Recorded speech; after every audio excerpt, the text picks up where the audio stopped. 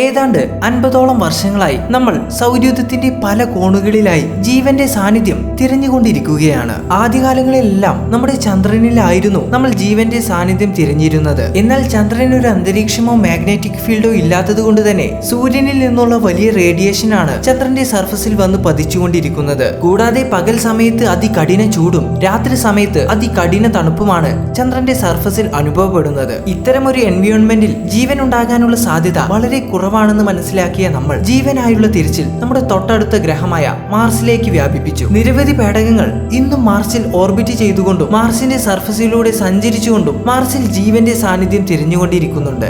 എന്നാൽ കുറച്ചു വർഷങ്ങൾക്ക് മുൻപ്, കൃത്യമായി പറഞ്ഞാൽ 1996 ഡിസംബർ മാസം, നാസ ജൂപ്പിറ്ററിനെ കുറിച്ച് പഠിക്കാൻ വിക്ഷേപിച്ച ഗലീലിയോ പേടകം ജൂപ്പിറ്ററിന്റെ ഒരു ഉപഗ്രഹമായ യൂറോപ്പയുടെ അടുത്തൂടെ കടന്നു പോവുകയുണ്ടായി. ഈ ഒരു സമയത്ത് യൂറോപ്പയുടെ ഐസ് മൂടിയ സർഫസിനടിയിൽ വലിയൊരു സമുദ്രം നിലനിൽക്കുന്നുണ്ടെന്നും അതിൽ നമ്മുടെ ഭൂമിയിലെ സമുദ്രത്തിലുള്ള പോലെ നിറയെ ഉപ്പുജലമാണെന്നും ഗലീലിയോ പേടകത്തിന് കണ്ടെത്താൻ സാധിച്ചു. ശരിക്കും ഇത് ഒരു നിർണായകമായ കണ്ടെത്തൽ തന്നെയായിരുന്നു. കാരണം നമുക്കറിയാം, ഭൂമിയിലെ ജീവൻ ഉണ്ടായത് സമുദ്രത്തിൽ നിന്നാണ്. അങ്ങനെ നോക്കുമ്പോൾ യൂറോപ്പയിലെ ഈ സമുദ്രത്തിൽ ജീവന്റെ ഒരു അംശമെങ്കിലും ഉണ്ടാകാനുള്ള സാധ്യത വളരെ കൂടുതലാണ്. എന്നാൽ മറ്റൊരു കാര്യം എന്തെന്നാൽ, ജൂപ്പിറ്ററും അതിന്റെ ഉപഗ്രഹമായ യൂറോപ്പയും നിലനിൽക്കുന്നത് നമ്മുടെ സൗരയൂഥത്തിലെ ഹാബിറ്റബിൾ സോണിന് പുറത്താണ്. സോ ഇപ്പോൾ പലർക്കും ഒരു ഡൗട്ട് തോന്നാം, എന്താണ് ഈ ഹാബിറ്റബിൾ സോൺ? അതായത് നമ്മുടെ സൗരയൂഥത്തെ 3 ഭാഗങ്ങളായിട്ടാണ് തരംതിരിച്ചിട്ടുള്ളത്. 1 hot zone, 2 habitable zone, 3 cold zone. താരതമ്യേന ചൂട് കൂടിയ, അതായത് സൂര്യനോട് അടുത്ത് കിടക്കുന്ന ഭാഗത്തെയാണ് നമ്മൾ ഹോട്ട് സോൺ എന്ന് വിശേഷിപ്പിക്കുന്നത്.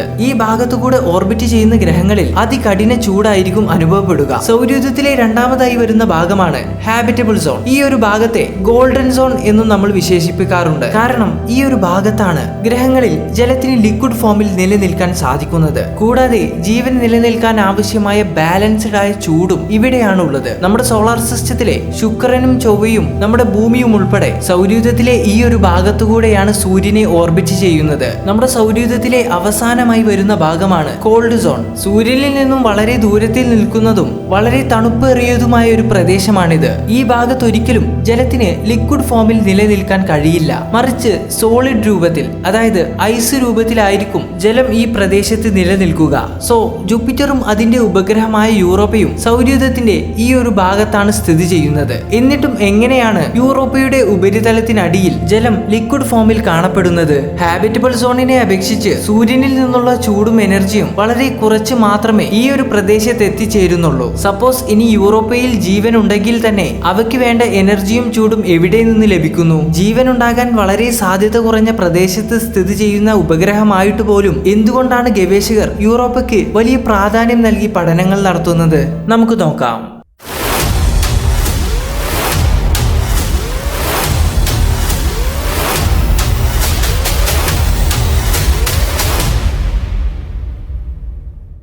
ഏതാണ്ട് 1610 തുടക്കത്തിലാണ് ഇറ്റാലിയൻ ആസ്ട്രോണമറായ ഗലീലിയോ ഗലീലി അദ്ദേഹത്തിന്റെ ഹോംമെയ്ഡ് ടെലിസ്കോപ്പിലൂടെയാണ് ജൂപ്പിറ്ററിന്റെ ഉപഗ്രഹമായ യൂറോപ്പയെ കണ്ടെത്തുന്നത്. അന്ന് അദ്ദേഹം യൂറോപ്പയുടെ കൂടെ ജൂപ്പിറ്ററിന്റെ മറ്റു 3 ഉപഗ്രഹങ്ങളെയും കൂടെ കണ്ടെത്തിയിരുന്നു. അവയാണ് ഗാനിമേഡ്, കലിസ്റ്റോ ആൻഡ് അയ്യോ. സോ ഈ 4 ഉപഗ്രഹങ്ങളെയും കൂടെ ചേർത്ത് നമ്മൾ ഗലീലിയൻ മൂൺസ് എന്നാണ് പറയുന്നത്. ഗലീലിയോ കണ്ടെത്തിയ ഈ 4 ഉപഗ്രഹങ്ങൾ തന്നെയാണ് ജൂപ്പിറ്ററിന്റെ ഏറ്റവും വലിയ ഉപഗ്രഹങ്ങൾ. അത്യാവശ്യം കുഴപ്പമില്ലാത്ത ഒരു ടെലിസ്കോപ്പ് ഉപയോഗിക്കുകയാണെങ്കിൽ ജൂപ്പിറ്ററിന് ചുറ്റും ഈ 4 ഉപഗ്രഹങ്ങളെ നമുക്ക് കാണാൻ സാധിക്കും. ശരിക്കും യൂറോപ്പ ജൂപ്പിറ്ററിന്റെ മറ്റു ഉപഗ്രഹങ്ങളിൽ നിന്നും തികച്ചും വ്യത്യസ്തമാണ്. എന്തെന്നാൽ ജൂപ്പിറ്ററിന്റെ മറ്റു ഉപഗ്രഹങ്ങൾക്കെല്ലാം റോക്കി സർഫസ് ആണുള്ളത്. എന്നാൽ യൂറോപ്പയ്ക്ക് പൂർണ്ണമായും ഐസാൽ മൂടപ്പെട്ട് കിടക്കുന്ന ഒരു സർഫസ് ആണുള്ളത്. അതായത് നമ്മൾ യൂറോപ്പയുടെ സർഫസിൽ നിൽക്കുകയാണെങ്കിൽ ഏതാണ്ട് നമ്മൾ അന്റാർട്ടിക്കയിൽ പോയി നിൽക്കുന്ന ഒരു ഫീൽ ആയിരിക്കും ഉണ്ടാവുക. മാത്രവുമല്ല, യൂറോപ്പയുടെ ഈ ഐസി സർഫസിനടിയിൽ ഒരു വലിയ സമുദ്രം തന്നെ നിലനിൽക്കുന്നുണ്ട്. അതിൽ പൂർണ്ണമായും നമ്മുടെ ഭൂമിയിലെ സമുദ്രങ്ങളിൽ ഉള്ളതുപോലെ ഉപ്പുജലവുമാണ് ഉള്ളത്.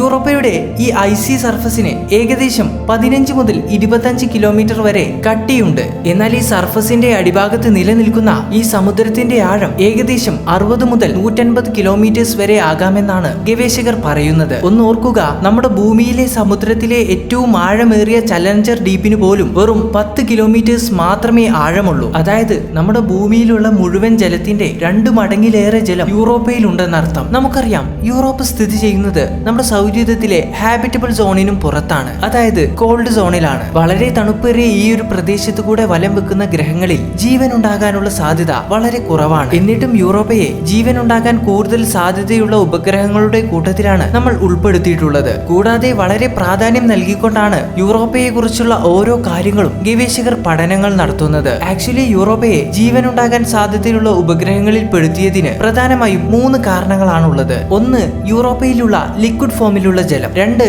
നമ്മൾ യൂറോപ്പയിൽ കണ്ടെത്തിയിട്ടുള്ള കെമിക്കൽ കോമ്പൗണ്ടുകൾ. 3, യൂറോപ്പയുടെ എനർജി സോഴ്സ്. സോ യൂറോപ്പയിൽ ലിക്വിഡ് ഫോമിൽ ജലമുണ്ടെന്ന കാര്യത്തിൽ യാതൊരു സംശയവുമില്ല. എന്നാൽ നിലവിൽ നമ്മൾ യൂറോപ്പയിൽ ചില എസെൻഷ്യൽ ആയിട്ടുള്ള കെമിക്കൽ കോമ്പൗണ്ടുകളും എലമെന്റ്സുകളും കണ്ടെത്താൻ സാധിച്ചിട്ടുണ്ട്. സോ നമ്മുടെ ഭൂമിയിലെ സമുദ്രത്തിലെ പോലെ ഉപ്പുജലമാണ് യൂറോപ്പയിലെ സമുദ്രത്തിലുമുള്ളത്. അതുകൊണ്ട് തന്നെ യൂറോപ്പയിൽ NaCl, അതായത് സോഡിയം ക്ലോറൈഡ് വലിയ അളവിൽ കാണപ്പെടുന്നുണ്ട്. പിന്നെ യൂറോപ്പയിൽ കൂടുതലായി കാണപ്പെടുന്ന ഒരു മൂലകമാണ് ഓക്സിജൻ. യൂറോപ്പയുടെ അന്തരീക്ഷത്തിലാണ് ഓക്സിജൻ കൂടുതലായും കാണപ്പെടുന്നത്. ഓക്സിജനെ പോലെ തന്നെ വലിയ തോതിൽ ഹൈഡ്രജനും യൂറോപ്പയിൽ കാണപ്പെടുന്നുണ്ട്. കൂടാതെ കാർബൺ ഡൈ ഓക്സൈഡും മറ്റ് കാർബൺ മോളിക്യൂൾസും വളരെ ചെറിയ തോതിൽ നൈട്രജനും സൾഫറും ഫോസ്ഫറസും യൂറോപ്പയിൽ കാണാൻ സാധിക്കും. സോ ഇവയെല്ലാം ജീവൻ ഉണ്ടാകാൻ സഹായകമാകുന്ന മൂലകങ്ങളാണ്. സപ്പോസ് ഇനി യൂറോപ്പയിൽ ജീവൻ ഉണ്ടെന്ന് തന്നെ കരുതുക. അങ്ങനെയാണെങ്കിൽ നോർമലി ഒരു ജീവന് നിലനിൽക്കണമെങ്കിൽ നേരിയ തോതിലെങ്കിലും ചൂട് അത്യാവശ്യമാണ്. എന്നാൽ ഉപരിതലമാകെ വലിയ തിക്നെസ്സിൽ ഐസ് മൂടി കിടക്കുന്ന യൂറോപ്പയുടെ സമുദ്രത്തിൽ സൂര്യനിൽ നിന്നുള്ള ചൂടെത്താൻ വളരെ പ്രയാസമാണ്. എന്നാൽ യൂറോപ്പയ്ക്ക് വേണ്ട ചൂടും എനർജിയും ലഭിക്കാനുള്ള 2 മാർഗങ്ങൾ യൂറോപ്പയിൽ തന്നെ സംഭവിക്കുന്നുണ്ട്. അതിലൊന്നാണ് ടൈഡൽ എഫക്ട്. നമുക്കറിയാം ജൂപ്പിറ്റർ വളരെ സ്ട്രോങ് ഗ്രാവിറ്റി ഉള്ള ഒരു ഗ്രഹമാണ്. ജൂപ്പിറ്ററിന്റെ ഈ ഗ്രാവിറ്റി വലിയ തോതിൽ യൂറോപ്പയെ ബാധിക്കുന്നുമുണ്ട്.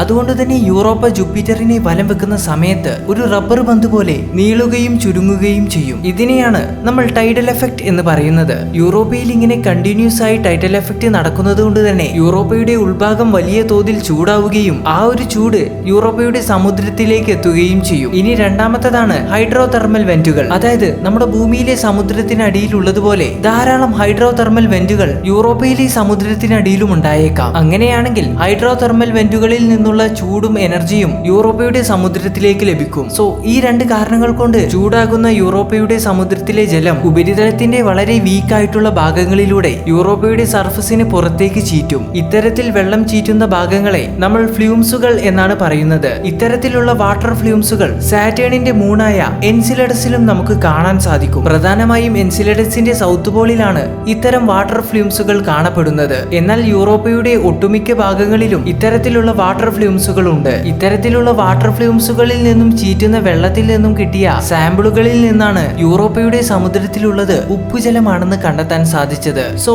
നിലവിൽ യൂറോപ്പയെ 7ഓളം സ്പേസ് ക്രാഫ്റ്റുകൾ സന്ദർശിച്ചിട്ടുണ്ട്. അതിൽ ആദ്യമായി 1973 പൈനിയർ 10 പേടകമാണ് യൂറോപ്പയെ സന്ദർശിക്കുന്നത്. ശേഷം തൊട്ടടുത്ത വർഷം 1974 പൈനിയർ 11 പേടകവും യൂറോപ്പയെ സന്ദർശിക്കുകയുണ്ടായി. അന്ന് പൈനിയർ 11 പേടകം യൂറോപ്പയുടെ സർഫസിന്റെ കോമ്പോസിഷനെ കുറിച്ചും യൂറോപ്പയുടെ മാഗ്നറ്റിക് ഫീൽഡിനെ കുറിച്ചും പഠനങ്ങൾ നടത്തി അതിന്റെ ഡാറ്റ ഭൂമിയിലേക്ക് അയച്ചു തന്നു. പിന്നീട് 1979 വോയേജർ പേടകങ്ങളായ വോയേജർ 1ഉം 2ഉം യൂറോപ്പയെ സന്ദർശിക്കുകയും യൂറോപ്പയിൽ ഒരു സമുദ്രമുണ്ടെന്ന് കണ്ടെത്തുകയും ചെയ്തു. കൂടാതെ യൂറോപ്പയുടെ ചില ഹൈ റെസല്യൂഷൻ ഇമേജുകൾ എടുത്ത് നമുക്ക് അയച്ചു തരികയും ചെയ്തു. എന്നാൽ യൂറോപ്പയുടെ സമുദ്രത്തിലുള്ളത് ഉപ്പുജലമാണെന്ന് കണ്ടെത്തിയത് 1995 യൂറോപ്പയെ സന്ദർശിച്ച ഗലീലിയോ പേടകമായിരുന്നു. കൂടാതെ യൂറോപ്പയുടെ സർഫസിന്റെ ഹൈ റെസല്യൂഷൻ ഇമേജുകൾ എടുത്ത് നമുക്ക് അയച്ചു തരികയും യൂറോപ്പയുടെ സർഫസ് വാട്ടർ ഐസ് കോമ്പോസിഷൻ ആണെന്ന് കണ്ടെത്തുകയും ചെയ്തു. ഇനി 2000 നമ്മൾ സാറ്റേണിനെ കുറിച്ച് പഠിക്കാൻ വിക്ഷേപിച്ച കസീനി പേടകം അതിന്റെ യാത്രക്കിടയിൽ യൂറോപ്പയെ സന്ദർശിക്കുകയും യൂറോപ്പയ്ക്ക് ഹൈഡ്രജനും ഓക്സിജനും മിക്സ് ആയിട്ടുള്ള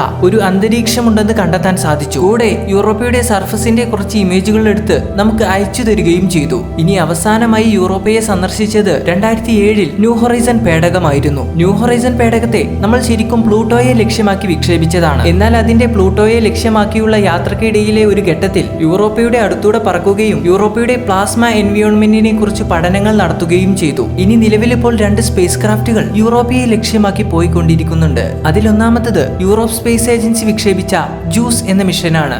ജൂപ്പിറ്റർ ഐസി മൂൺസ് എക്സ്പ്ലോറർ എന്നാണ് ഇതിന്റെ ഫുൾ ഫോം. അതായത് ജൂപ്പിറ്ററിന്റെ ഐസി മൂണുകളായ യൂറോപ്പ, കലിസ്റ്റോ, ഗാനിമേഡ് ഈ 3 ഉപഗ്രഹങ്ങളെ കുറിച്ച് പഠനങ്ങൾ നടത്തലാണ് ഈ മിഷൻ കൊണ്ടുള്ള പ്രധാന ലക്ഷ്യം. 2023 യൂറോപ്പ് സ്പേസ് ഏജൻസി ഈ ഒരു പേടകത്തെ ലോഞ്ച് ചെയ്തത്. ഏതാണ്ട് 8 വർഷത്തെ യാത്രയ്ക്ക് ശേഷം 2031 ഈ ഒരു പേടകം ജൂപ്പിറ്ററിന്റെ അടുത്തെത്തിച്ചേരുക. ഇനി രണ്ടാമത്തെ പേടകമാണ് യൂറോപ്പ ക്ലിപ്പർ. നാസ റീസെന്റ് ആയിട്ട് വിക്ഷേപിച്ച ഒരു പേടകമാണിത്. യൂറോപ്പ വാസയോഗ്യമാണോ എന്നും യൂറോപ്പയുടെ സമുദ്രത്തിൽ ജീവന്റെ സാന്നിധ്യമുണ്ടോ എന്ന് കണ്ടെത്തലുമാണ് ഈ ഒരു ദൗത്യം കൊണ്ട് നാസ ലക്ഷ്യമിടുന്നത്. 2024 വിക്ഷേപിച്ച ഈ പേടകം ഏകദേശം 6 വർഷത്തെ യാത്രയ്ക്ക് ശേഷം 2030 യൂറോപ്പയിൽ എത്തിച്ചേരുക. സോ ഈ ഒരു ദൗത്യം യൂറോപ്പയിൽ എത്തിച്ചേരുന്നതോടെ യൂറോപ്പയെ കുറിച്ചുള്ള കൂടുതൽ കാര്യങ്ങൾ അറിയുവാനും പഠിക്കുവാനും കഴിയുമെന്ന് തന്നെ നമുക്ക് വിശ്വസിക്കാം. സോ നിങ്ങൾക്ക് ഈ വീഡിയോ ഇഷ്ടപ്പെട്ടാൽ വീഡിയോ ലൈക്ക് ചെയ്യാനും നിങ്ങളുടെ അഭിപ്രായങ്ങളും സജഷൻസും കമന്റായി രേഖപ്പെടുത്താനും മറക്കരുത്. അപ്പോൾ നമുക്ക് അടുത്ത വീഡിയോയിൽ കാണാം. അതുവരേക്കും ബൈ.